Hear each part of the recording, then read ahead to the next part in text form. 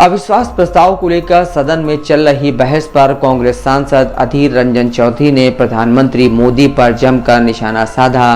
कांग्रेस नेता ने कहा कि हम बस इतना चाहते हैं कि पीएम सदन में मणिपुर पर अपनी बात रखें। उन्होंने कहा, मोदी 100 बार पीएम बने लेकिन हमारा कोई लेना देना नहीं है। हमारा लेना देना देश के लोगों से है। हम देश के लोगों का हित चाहते हैं। मोदी जी को मणिपुर पर बोलना चाहिए था, लेकिन वह छत्तीसगढ़ और राजस्थान पर बोल रहे हैं। जहां का राजा ही अंधा होगा, वहां द्रौपदी का वस्त्र हरण होगा ही।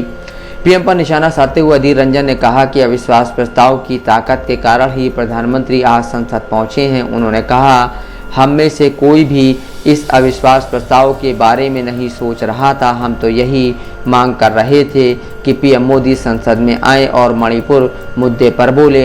हम किसी बीजेपी सांसद को संसद में आने की मांग नहीं कर रहे थे। हम सिर्फ अपने पीएम को आने की मांग कर रहे थे।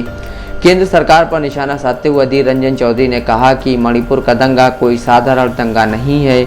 इसकी चर्चा पूरी दुनिया में है। उन्होंने कहा, मणिपुर की चर्चा हर ओर हो रही है। जब मोदी जी फ्रांस में थे, उस वक्त भी यूरोपियन संसद में इस पर चर्चा हो रही थी।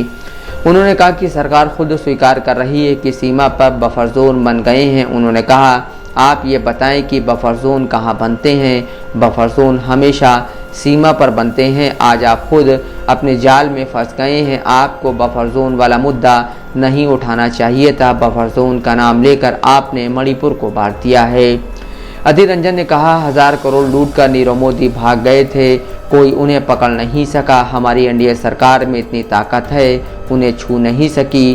वो कैरिबियन समुद्र के बीच में मस्ती करते देखे जाते हैं। तो मैंने सोचा कि नीरव मोदी अपनी ज़िंदगी जीने के लिए हमारे से दूर चले गए, लेकिन अब पता चला नीरव मोदी दूर नहीं गए। मणिपुर की घटना देखने के बाद यह पता चला नीरव मोदी यहाँ हिंदुस्तान में जिंदा हैं और नरेंद्र मोदी नीरव मोदी बनकर अभी भी चुपचाप अपनी चुप्पी साधे हुए बैठे हैं।